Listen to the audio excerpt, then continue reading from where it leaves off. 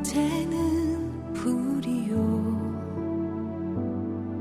그의 아름다움은 들의 꽃과 같으니 불은 마르고 꽃은 시드나 우리 하나님의 말씀은 영원히 서리.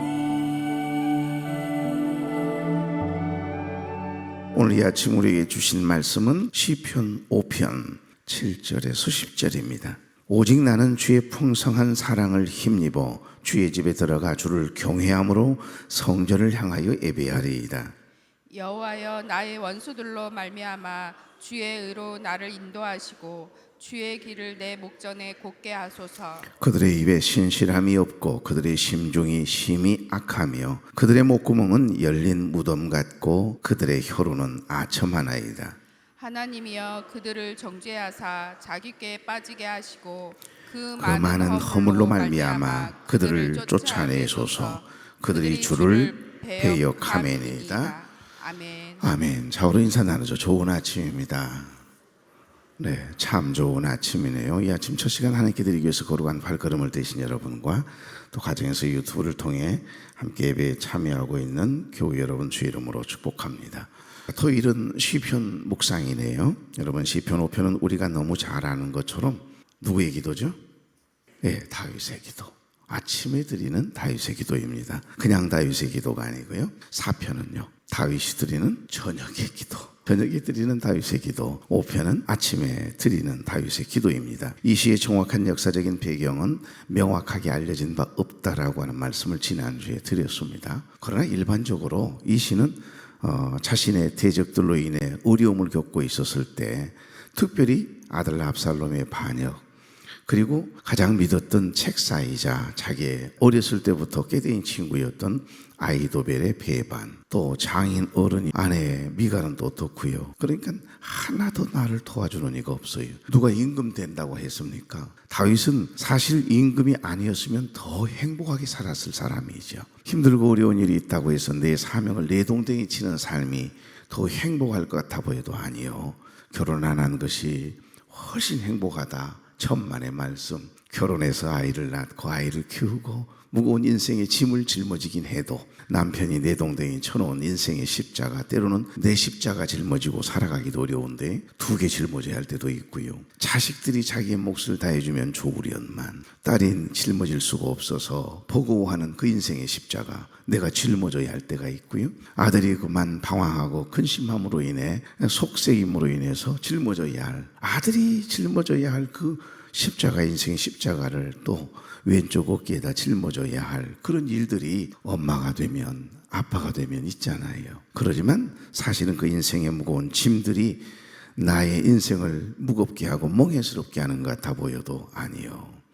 반드시 고난 이후에는 그 큰 거룩한 기쁨이 있어요. 상상할 수 없는 인생의 행복이 있고 보람이 있는 겁니다. 고진감래라고 하는 고사성어 있지 않습니까? 고생 뒤에 얻게 되어지는 그 기쁨이나 보람은 그건 상상을 초월한 기쁨이고 삶의 기쁨이니까. 그래서 우리가 멍해스럽게 생각하고 부담으로 여기는 신앙생활, 기도생활, 우리 인생의 여러 가지 예수 믿는다는 것 때문에 져줘야 하고 양보해야 되고 하는 이 모든 것들이 사실 알고 보면 그게 내 인생을 빛이 나게 하고 나를 진짜 행복하게 하는 그런 동력이 될 때가 얼마나 많습니까?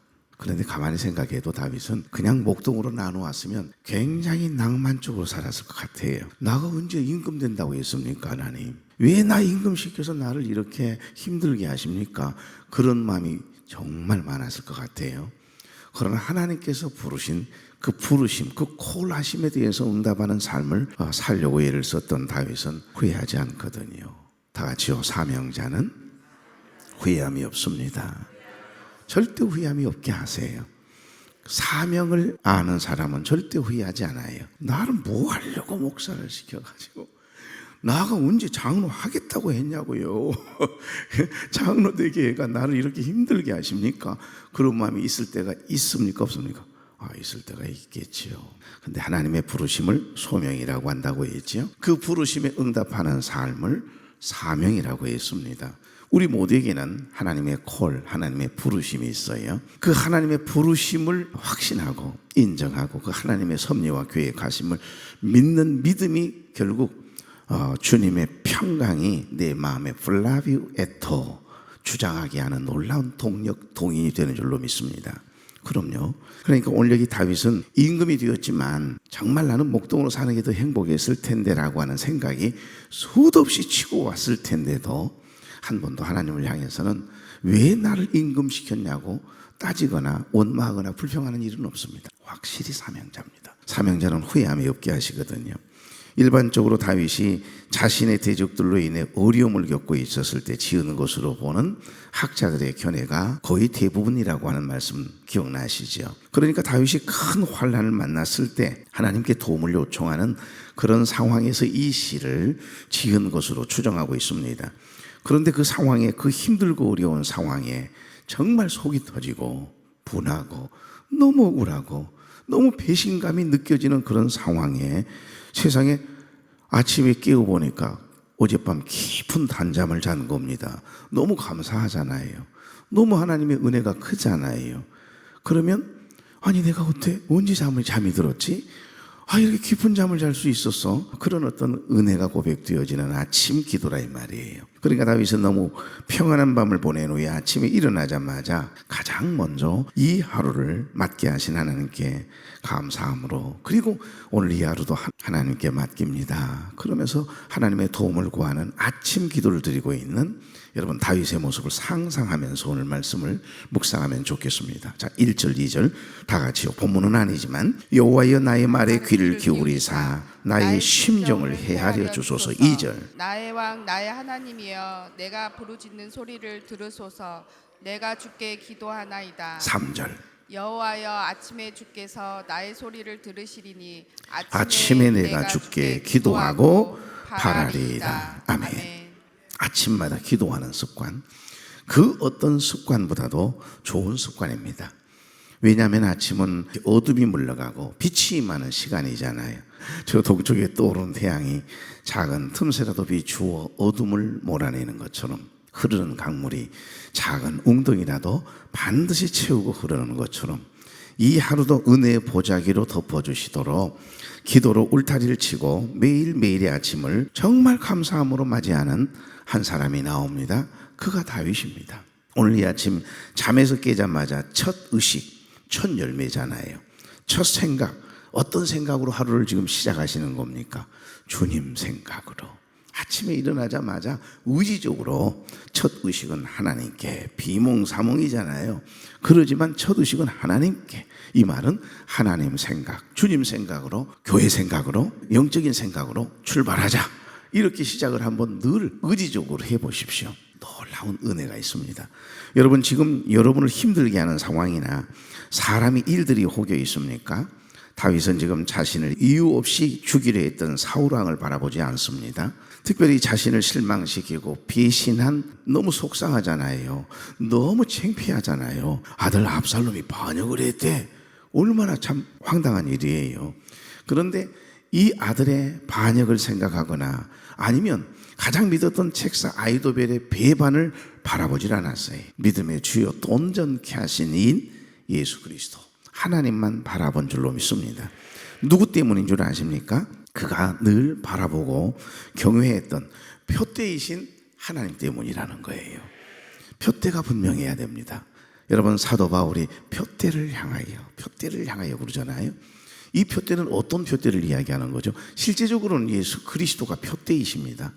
내가 예수 믿는 것 때문에, 주님의 자녀인 것 때문에, 내가 하나님의 자녀이기 때문에 정말 저 사람을 죽이고 싶도록 미운데 죽이지 못하도록 하는 표대, 그분이 누구죠? 예수 그리스도이시죠. 그러니까 오늘 여기 다윗이 누구 때문에? 그가 늘 바라보며 경외했던 표대이신 하나님 때문에, 지금 그 하나님 때문에 이 감사의 기도를 드리고 있고, 특별히 힘들고 어려운 상황을 바라보며 낙심하고 있지 않다 이 말입니다. 이 믿음의 기도가 저와 여러분의 기도될 수 있기를 바랍니다. 피난길에서도 그는 예외가 없어요. 다윗은 피난길에서든 형통할 때든 기도해요. 기도란 이런 겁니다. 다윗은 비록 환난을 당하고 배신을 당하고 아들 압살롬 때문에 지금 도망치는 부끄러운 아버지라고 하는 시선 앞에서도 다윗은 멈추지 않았던 것 하나가 있습니다. 뭘까요? 기도입니다. 첫째도 둘째도 기도. 다윗은 기도의 사람이에요. 다니엘 기도의 사람입니다. 요셉 역시 기도의 사람입니다. 사도 바울 기도하지 않고 어떻게 사역을 감당했겠습니까? 그러니까 늘 기도 쉬는 것은 죄라고 고백했던 이 사무엘, 영적인 위대한 하나님의 기도의 사람, 선지자예요. 사사예요. 왕권도 가지고 있었습니다. 3권을 다 가지고 있었으면서도 조금도 거만하지 아니하고 교만하지 아니하고 항상 엎드려 기도하는 삶을 살았던 하나님의 위대한 종. 여러분, 사무엘의 영향 때문일까요? 다윗은 사실은 영적 멘토가 사무엘이거든요. 그 사무엘을 통해서 기름 부음을 받아요. 사무엘이 멀리 떨어져 있었지만 늘 다윗을 위해 기도하지 않았겠습니까? 그래서 가장 많은 영향을 받은 사람이 바로 다윗이고, 다윗은 사무엘의 영향을 받은 거지요. 그래서 늘 기도하는 겁니다. 자, 그렇다면 다윗은 무엇을 위해 아침마다 그렇게 기도했다라고 하는 것입니까? 오늘 여기 8절 다 같이 시작. 여호와여, 나의 원수들로 말미암아 주의 의로 나를 인도하시고 주의 길을 내 목전에 곧게 하소서. 아멘. 주의 길을 내 목전에서 곧게 하소서. 곧게 하소서. 여기 주의 의로 나를 인도하시고 그랬는데, 여기 주의 의라고 하는 것은 하나님의 공의와 신실하심을 의미하는 겁니다. 그러니까 다윗은 주님의 인도하심을 위해 아침에 깨면 하나님, 오늘도 하나님의 공의와 신실하심을 따라서 나도 공평과 정의를 행하는 하나님의 사람으로 선한 영향력을 미치고 주님의 인도하심을 받게 해 주시옵소서. 이렇게 늘 기도했다는 거예요. 그러니까 이 구절은 다윗의 기도의 구체적인 내용을 보여주고 있거든요. 그래서 혹자는 말하기를 다윗이 그의 원수들의 성품이 너무 악한 것을 보고 무슨 생각을 했겠어요? 저것들 정말 불의하고만 악한 놈들이네. 저것들을 어떻게 혼을 내주지? 이런 생각을 하는 게 아니고요. 악을 행하고 불의를 행하는 그들을 바라보면서 저렇게 악할 수가 있을까? 그를 바라보면서 뭘 본 줄 아세요? 자신을 바라봐요. 남을 바라보는 게 아니고 지적하고 비판하는 것이 아니라 나를 바라보는 겁니다. 자신은 하나님의 의로우신 성품을 좀 담게 해달라고 하나님 앞에 기도하고 있다라고, 여러분, 롤린슨이라고 하는 학자는 그렇게 이 구절을 해석해 놓았어요. 아침에 일어나자마자 혹시 속상한 일이 생각이 나시거든. 혹시 나를 아프게 하고 억울하게 하고 지금 나의 인생을 무겁게 하는 그 어떤 일이나 사람이 생각이 난다면, 하나님, 나는 저들처럼 악한 마음을 품지 않게 해주십시오. 하나님의 공의와 신실한 그 신실함을 마음에 품고 오늘도 삶을 대하고 사람을 대하고 하나님을 신앙하는 하루가 되게 해 주옵소서. 이렇게 아침 기도를 드렸다 이 말이에요. 할렐루야죠. 그러니까 우리의 의가 아니라, 나의 의가 아니라 하나님의 의를 말씀하고 있는 겁니다. 그리고 종교개혁자, 우리 장로교의 창시자가 존 칼빈이잖아요. 이 존 칼빈은 당시의 위기 상황으로 볼 때 본 구절은 원수들에게 사방으로 둘러싸인 다윗이 하나님께 구원의 길을 열어달라는 그런 아침의 기도라고 바라보았다는 거죠. 자, 하여튼 종합해보면 다윗의 기도는 악인들로 인해서 자신의 인생의 길이 구부러지지 않게 해달라고 기도하고 있는 겁니다. 구절을 보시면 알 수 있듯이 그들의 악한 성품, 가증스러움을 지금 고발하고 있거든요. 다 같이 구절. 그들의 입에 신실함이 없고 그들의 심중에 심이 악하며 그들의 목구멍은 열린 무덤 같고 그들의 혀로는 아첨하나이다. 다윗에게 하나님은 푸른 초장이고요, 쉴만한 물가예요. 의의 길로 인도하시는 목자임에 틀림이 없어요. 그래서 주는 나를 기르시는 목자요. 와, 다 은혜스럽소. 이제 조금 맞아가요. 다윗에게 하나님은 푸른 초장이에요. 쉴만한 물가예요. 의의 길로 인도하시는 목자예요. 그래서 다윗은 주님의 인도하심을 받게 해달라고 아침에 잠에서 깨자마자 첫 번째 하나님께 감사의 기도를 드리고, 두 번째 하나님 선하심, 그 공의와 신실하심을 따라 주의 인도하심을 받는 복 있는 하루가 되게 해달라고 아침마다 기도했다는 겁니다. 자, 그렇다면 두 번째 아침에 드렸던 다윗의 기도는 무엇일까요? 여기 10절입니다. 다 같이. 하나님이여 그들을 정죄하사 자기 꾀에 빠지게 하시고 그 많은 허물로 말미암아 그들을 쫓아내소서. 그들이 주를 배역하매니이다. 아멘. 여기 정죄하사라고 하는 말은 정죄한다, 심판하신다, 그런 의미가 있습니다. 사실은 예수를 믿고 하나님의 자녀가 된 저와 여러분은 하나님 앞에 적어도 정죄의 대상은 아니에요.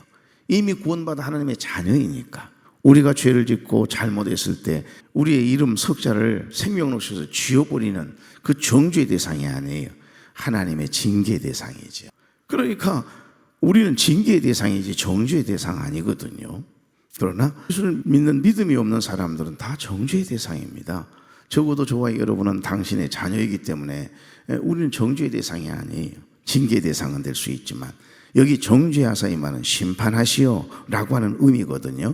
다윗은 지금 기도하기를 저들의 가증한 성품에 근거해서 저들의 생각을 혼란케 하거나 그들의 계획을 방해해 주셔서 상대를 공격하고 상대를 어떻게든 죽이려고 늘 꾀를 부리는 저 사람들 스스로 자신의 꾀에 빠지는 결과를 초래하게 해달라고 지금 기도하고 있는 겁니다.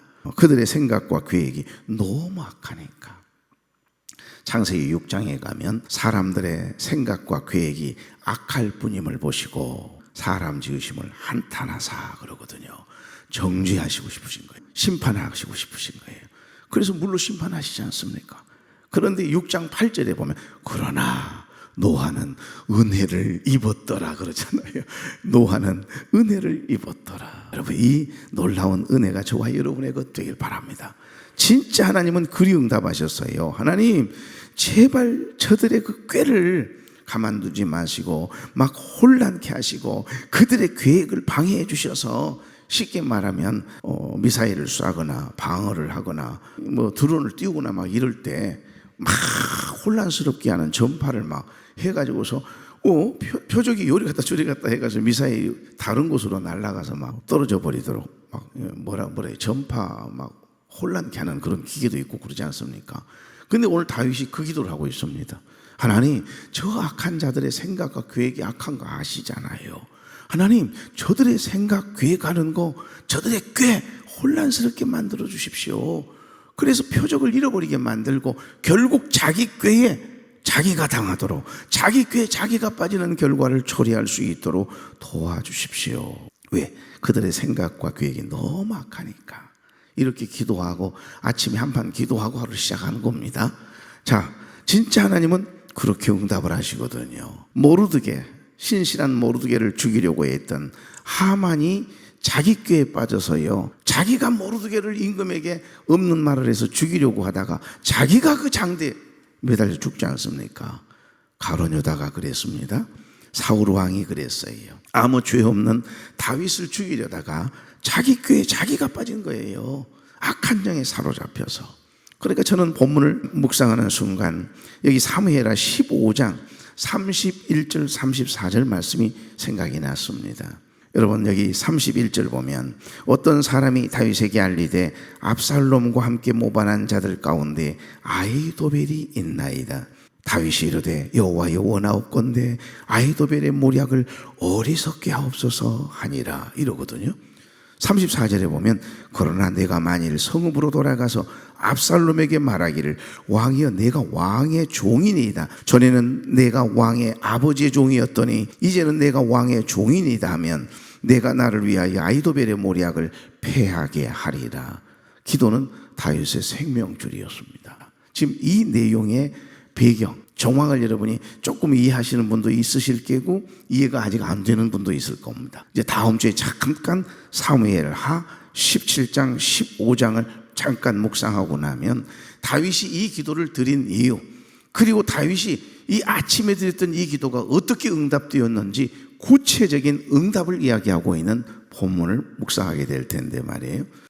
문제가 있을 때마다 기도의 볼륨을 높이지 않으면 결국 그 문제에 그 힘들고 어렵다라고 생각하는 그 어려운 환경에, 어려운 생각에, 그 서운함에 압도당하게 돼요. 그럼 우리가 완전히 함몰되거든요. 빠져들어갑니다. 그걸 누구보다 더 잘 알고 있기 때문에 책사 아히도벨이 누굽니까? 굉장한 지혜가 있는 책사예요. 자기 끼댕이 친구잖아요. 아히도벨이 지금 아들 압살롬 편에 서가지고 반역을 일으켰고 자기를 죽이려고 한단 말입니다. 아히도벨의 생각은 어디에 가 있는지를 너무 잘 알아. 어렸을 때부터 같이 미역도 감고 그리고 막 다니면서 이런저런 이야기, 속에 있는 이야기를 다 했기 때문에 아히도벨의 생각이 어디 있는지, 나의 생각이 어떤 생각인지 누구보다도 주군이었던 이 다윗의 생각을 간파하고 미리 계략과 대책을 세울 수 있는 기가 막힌 책사가 아히도벨이란 말입니다. 그러니까 느닷없이 신하가 와가지고 사는 이야기가 폐야. 세상에 아드님 압살롬의 반역에 폐야 죄송합니다. 이 말씀을 드려야 될지 모르겠어요. 책사 아히도벨이 그곳에서 보여요. 이 말이에요.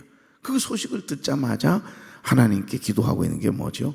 저들의 꾀에 저들이 빠지게 해달라는 겁니다. 저들이 우리를 죽이려고 하는 그 계략이 혼잡케 하셔서 흐트러지게 만들어서 자기 꾀에 자기가 빠지도록 하나님 도와주십시오. 이러면서 기도하고 있는 거 아니겠어요? 그러니까 기도로 울타리를 친 거예요. 사무엘하 15장 31절 다윗 왕의 아들 압살롬 반역을 피해서 이렇게 도망하여 하나님께 드렸던 그 기도가 바로 여호와여 원하옵건대 아히도벨의 모략을 어리석게 하옵소서 그러거든요. 오늘 여기에는 자기 꾀에 빠지게 해달라고 이야기하지 않습니까? 기도하지 않습니까? 그러니까 책사 아히도벨의 계략이 그대로 실행되지 못하도록 무력화되도록 해달라는 겁니다.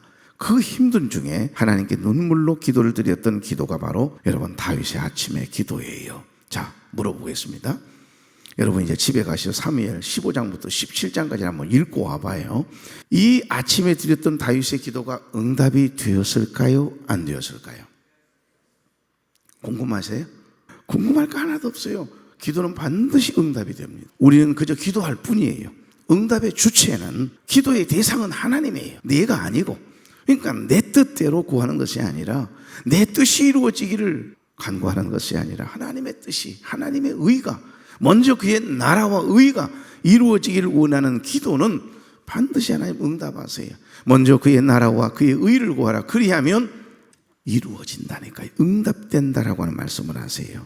다음 주 토요일에 사무엘 17장 묵상하면 될 것 같습니다. 오늘은 여기까지 해야 될 것 같아요. 좀 궁금함이 있어야 다음 주 토요일 날 나오실 거 아니에요. 그렇습니다. 그대로 응답을 하세요. 하나님께서 놀랍게도 다윗에게 지혜를 주셔가지고요, 후세라고 하는 충신 남겨놓고 와요. 그런데 이 후세라고 하는 정말 이 충신을 압살롬이 너무너무 잘 따랐어요. 삼촌, 늘 삼촌이라고 부를 만큼. 그런데 세상에 그렇게 뛰어난 통찰력을 가지고 계략을 꾸미고 기가 막힌 머리를 가지고 있는 아히도벨이 기가 막힌 계략을 딱 준비해서 플리핑을 쫙 하거든요. 신하들 앞에서 폐하 이러면 좋겠습니다. 지금 나에게 군사 12,000명만 붙여주시면 즉각 추격을 해서 아버지 다윗을 잡고 다윗만 죽이겠습니다. 용사들은 죽이지 않겠습니다. 백성들도 죽이지 않겠습니다. 이러면서 기가 막힌 계략을 탁 내놓거든요. 그랬더니 이상해요. 모든 신하들 너무 좋은 계략입니다. 그랬는데 세상에 압살롬의 마음이 갑자기 후세를 궁궐에 남겨놓고 왔거든요. 따라온다는 것을 아니야, 너는 할 일이 있어. 그리고는 궁에 남겨놓았는데 후세가 남아있다라고 하는 이야기를 듣고는 압살롬의 마음이 순간 갑자기 이상해. 너무 좋은 계략을 낸 아히도벨의 말을 그 좋은 생각이다라고 하는 생각이 들면서도 아주 지략이 뛰어나고 아히도벨 못지않는 계략도 좋은 생각을 가지고 있는 지혜로운 삼촌이 하나 있다. 그 후세를 좀 불러와라. 후세 이야기 듣고 우리 결정하자. 그래 후세를 불러드리라 그러거든요. 그런데 그 후세를 불러드려가지고서 너 생각은 어떠냐 그랬더니 지금 후세는 다윗이 숨겨놓은, 사실 알고 보면 스파이잖아요. 정보를 수집을 해서 생명을 걸고 지금 도망을 치고 있는 다윗에게로 전가를 보내는 사람이에요. 그러니까 후세는 어떻게든지 다윗의 일행이 멀리 도망을 칠 수 있도록 안전하게 하기 위한 계략을 꾸밀 것 아니겠어요. 폐하, 다윗의 용사를 모를라서 하는 이야기입니다. 아히도벨의 이야기 충분히 일리가 있습니다만은 그러면 안 됩니다. 그냥 무섭게 해가지고서 도망을 치게 만들겠다? 불가능한 일입니다. 다윗을 따르는 자들이 누굽니까? 아둘람 공동체에서 하나님의 영에 감동된 용사 중에 용사들 아닙니까? 이러다가 17장 다 하게 생겼네. 그게 아니다 말이지. 한꺼번에 모든 총 군사 동원령을 내려서 함께 추적을 해야 된다. 그리고 압살롬, 당신이 딱 앞장서서 가서 전쟁을 치러가지고서 깨끗이 정리해버려야 된다. 안 그러면 절대 다음에 큰일 난다. 이제 그래놓으니까 후세 이야기가 훨씬 좋거든요. 그러니까 신하들과 압살롬이 후세의 생각을 따르기로 이제 결정을 하지요. 그래놓고는 후세는 몰래 생명을 걸고 제사장 일부를 보내서 다윗에게로 보내가 이 밤에 요단강을 건너서 가서 피신하라고 비난하라고 이야기를 함으로 인해서 생명을 건지게 되지요. 여러분, 아침에 드렸던 다윗의 기도가 응답이 되는 순간입니다. 아히도벨은 야 틀렸다, 이제 내 이야기를 무시하고 안 들은 걸 보니 이 계략은 이제 끝났다, 이 반란은 실패할 거야 생각하고 그만 자기 고향으로 돌아가 목매달아 죽거든요. 그래서 끝이 나요. 다윗의 기도가 그대로 응답이 됐습니까? 안 됐습니까? 그대로 응답이 돼요. 세상의 지혜가 제 아무리 탁월하고 강력해도 하나님의 계획을 넘어설 수는 없는 겁니다. 이 유혹이 많은 세상에서 하나님의 백성으로 살아가기를 원하십니까? 그렇다면 기도해 보십시오. 기도하는 사람에겐 고난도 환난도 은혜의 통로, 축복의 통로일 뿐이에요. 의인의 간구는 역사하는 힘이 크다 하지 않았습니까? 기도는 모든 헝클어진 인생의 문제를요 푸는 열쇠와 같습니다. 지키시고 도우시는 하나님을 직접 만나는, 저는 은혜의 혁명이라고 표현하고 싶습니다. 기도는 은혜의 혁명입니다. 내 심령에 은혜의 혁명을 일으키게 하는 아침에 드리는 다윗의 기도가, 저녁에 드리는 다윗의 기도가 저와 여러분의 기도 되기를 소망합니다. 자, 오늘 이 아침 오늘 주신 말씀을 생각하며 기도하기를 바라고, 내일 예배를 위해서 내일 말씀을 전하실 우리 원로 목사님을 위해서 기도해 주시고, 또 영유아부, 아동부, 중고등부, 청년대학부 예배마다 우리에게 맡겨진 우리 자녀들 다음 세대가 큰 은혜를 경험하고 그 예배를 통해서 하나님이 주시는 생명력을 공급받는 그런 예배 되게 해달라고 기도해 주시길 바라고, 온전히 여러분의 자녀들만을 위해서 기도해 주시길 바랍니다. 그리고 병상에 누워있는, 투병 중에 있는, 항암 치료를 받고 있는 우리 교우들 생각나는 대로 기도해 주십시오. 좋으신 하나님, 다윗의 주위에는 생명을 소중히 여기고 사람을 귀히 여기고 살리려는 조력자들이, 특별히 하나님이 붙여주신 하나님의 영에 감동된 사람들이 참 많았음을 봅니다. 사람이 마음으로 자기의 길을 계획할지라도 그의 걸음을 인도하시는 분은 여호와 하나님이심과 모든 것이 하나님의 손에 달려 있음을 믿습니다. 사악한 아히도벨의 모략은 모두 차단하셨고 다윗을 압살롬의 손에서 보호하시고 지켜주시는 그 하나님의 은혜와 복이 우리에게도 경험되어지는 매일매일의 삶이 되게 해 주시옵소서. 다윗의 기도가 우리의 기도 되게 하시옵소서. 이 아침에 드리는 우리의 기도가 은혜 혁명을 일으키는 소재가 되게 하옵소서. 예수 그리스도의 이름으로 축복하며 기도하옵나이다. 아멘.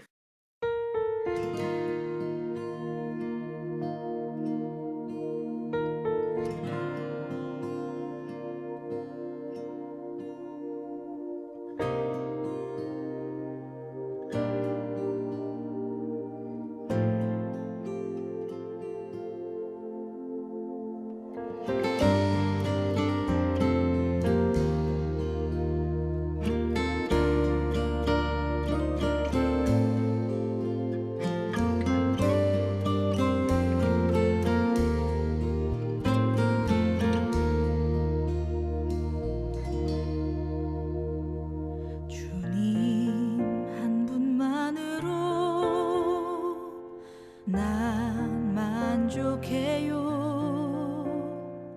내 삶은 주님의 것입니다. 주님 한 분만으로 난 만족해요. 내 삶은 주님 것입니다.